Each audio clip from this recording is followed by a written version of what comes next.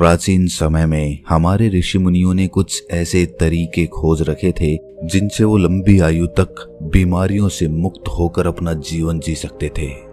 आज की इस वीडियो में हम उन नियमों में से सबसे प्रमुख नियम का उल्लेख करेंगे जो बेहद ही आसान है और जिसे अपनाकर कोई भी व्यक्ति, आदमी या औरत, बूढ़ा या बच्चा, कोई भी इसे अपनाकर एक बीमारियों से मुक्त स्वस्थ जीवन जी सकता है। इस नियम को समझने के लिए सबसे पहले ये समझिए कि पुराने समय में हमारे ऋषि मुनि सूर्यास्त के बाद कभी भी भोजन नहीं करते थे। चरक संहिता में इसके कारण का उल्लेख करते हुए बताया गया है कि मनुष्य के शरीर में पाचन क्रिया को संचालित करने वाली जठर अग्नि होती है, जिसे कुछ लोग पाचन अग्नि के नाम से भी जानते हैं। और ये जठर अग्नि यानी कि पाचन अग्नि सूर्य के संपर्क के साथ ही अच्छे तरीके से काम कर पाती है।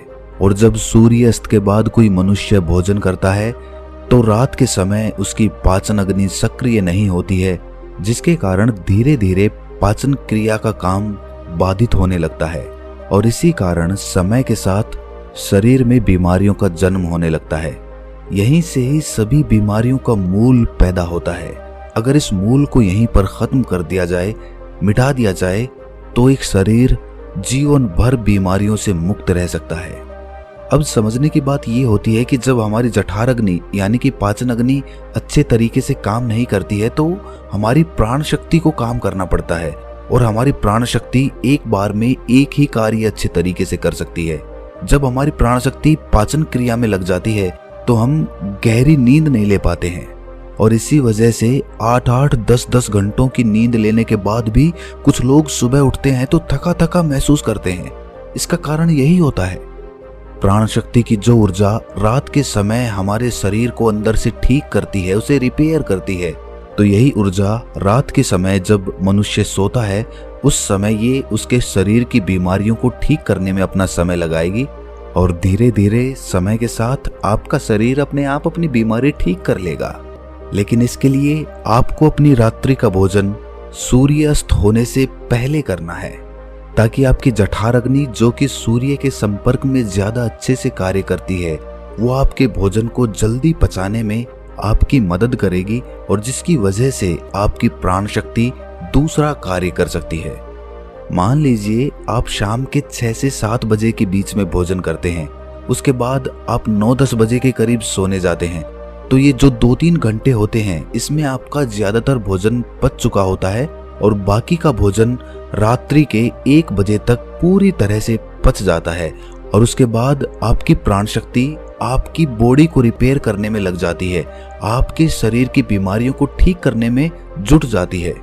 और यही वो समय होता है जब आपका शरीर खुद को डिटॉक्स करना अपने आप शुरू कर देता है।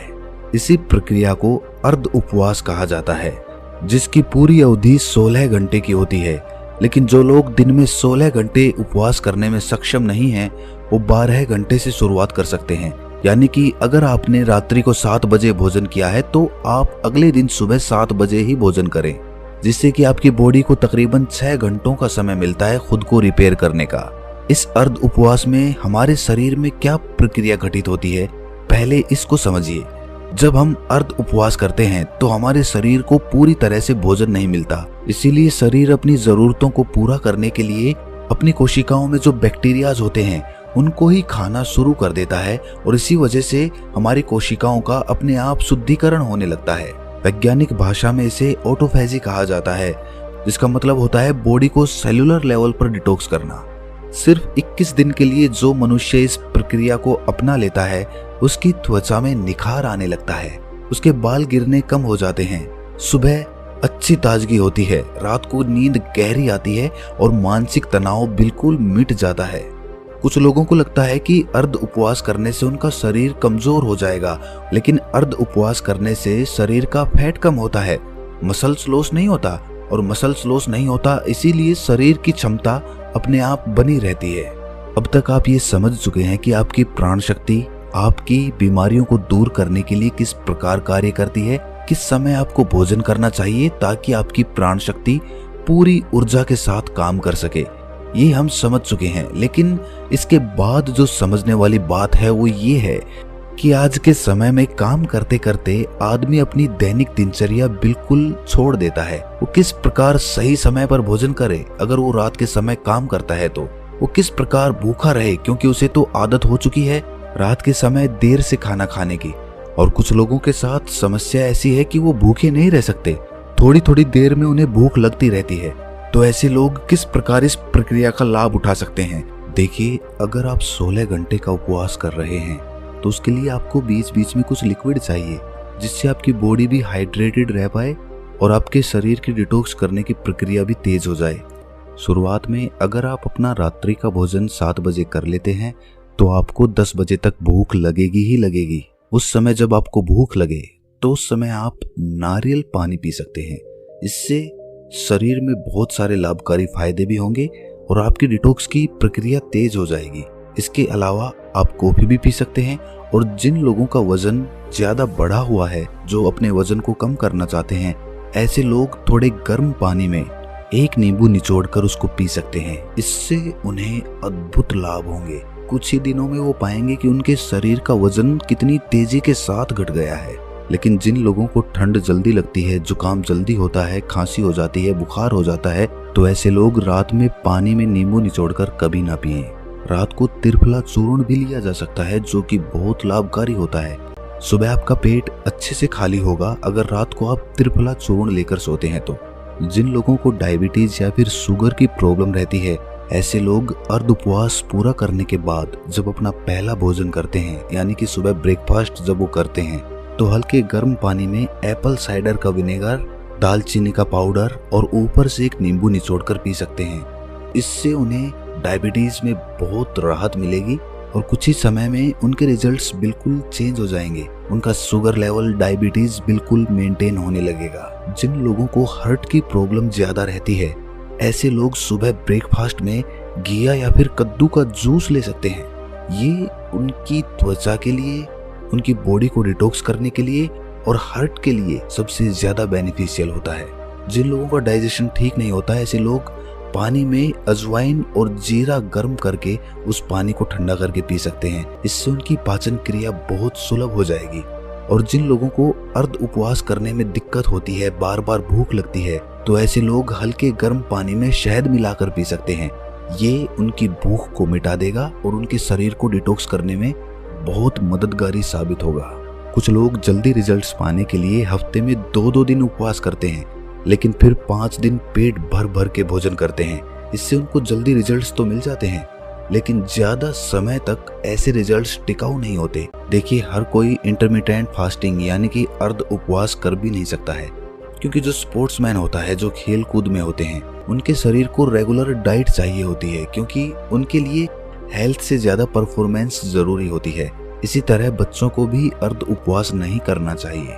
और जो लोग डायबिटीज के पेशेंट हैं, जिनका शुगर लेवल गड़बड़ रहता है, ऐसे लोगों को अगर अर्ध उपवास करना है तो समय समय पर अपना sugar level, blood sugar level check करवाते रहिए। जो लोग अर्ध उपवास का सही तरीके से पालन करते हैं, उनके शरीर की 80% बीमारियां खुद ही ठीक हो जाती हैं। और जिन लोगों को कोई बीमारियां नहीं होती, ऐसे लोग अर्ध उपवास करके अपनी बॉडी को डिटॉक्स कर सकते हैं, जिससे कि भविष्य में उनको कोई बीमारियां नहीं होंगी। यही हमारे ऋषि मुनियों का जीवन भर स्वस्थ रहने के लिए अचूक मंत्र था, जिसका आयुर्वेद चरक संहिता हर जगह उल्लेख मिलता है। चरक संहिता में अर्ध उपवास के साथ एक और नियम जोड़ा गया था, लेकिन वो आज के समय में संभव नहीं है। लेकिन फिर भी मैं आप लोगों के सामने उसका उल्लेख करना चाहता हूँ, शायद कुछ लोग उसका पालन कर पाएं। और अगर आप पालन कर पाते हैं या नहीं भी कर पाते हैं तो कमेंट सेक्शन में जरूर बताना। देखिए, पुराने समय में जो खाना पकता था वो मिट्टी के बर्तनों में पकता था, और ये बहुत जरूरी होता था कि उस खाने को पकाने के लिए उसमें वायु का स्पर्श हो, उसमें प्रकाश का भी स्पर्श हो, उसमें अग्नि का स्पर्श हो और उसमें मिट्टी का भी स्पर्श हो। अब उस समय मिट्टी का तो बर्तन ही होता था, अग्नि का स्पर्श खाने को पकाने के लिए दिया जाता था। अब सूर्यास्त से अगर पहले खाना पकेगा तो उसमें प्रकाश का भी स्पर्श आ जाएगा और वायु का भी स्पर्श आ जाएगा, क्योंकि खाना प्रेशर कुकर में नहीं पकता था, खुले बर्तन में पकता था, जिससे वायु उसको स्पर्श कर सके। लेकिन आजकल की जीवन शैली में ये संभव नहीं है। इसीलिए कम से कम हम अर्ध उपवास करना तो सीखें। चाहे हम उस तरह का भोजन तैयार नहीं कर पा रहे, लेकिन अर्ध उपवास करके अपने शरीर को फायदा तो पहुंचा सकते हैं। दोस्तों, हमारा उद्देश्य आपको हर तरह के डॉक्टरों से दूर रखना है। हम चाहते हैं कि आप अपने शरीर का विज्ञान खुद सीखें, खुद उसके चिकित्सक बने, क्योंकि हर इंसान का शरीर अलग होता है और हर इंसान जितना अपने शरीर को खुद पहचानता है, दूसरा कोई नहीं पहचान सकता। इसीलिए खुद पर विश्वास करिए और जो भी नियम मैं आपको बता रहा हूँ, बस कुछ दिनों तक उसका पालन करके देखिए। कोई पैसा नहीं लगेगा, फ्री का उपचार है, करके देख लो और उसके बाद आप अपने जीवन में क्या बदलाव महसूस करते हैं उसको कमेंट सेक्शन में लिखकर जरूर बताएं, क्योंकि यही हमारा पुरस्कार होता है। तो दोस्तों, कैसी लगी ये वीडियो आपको कमेंट सेक्शन में जरूर बताना, और अच्छी लगी हो तो इस चैनल को सब्सक्राइब करके नोटिफिकेशन बेल को जरूर प्रेस कर देना। तो मिलते हैं अगली वीडियो में, तब तक के लिए अपना ख्याल रखें।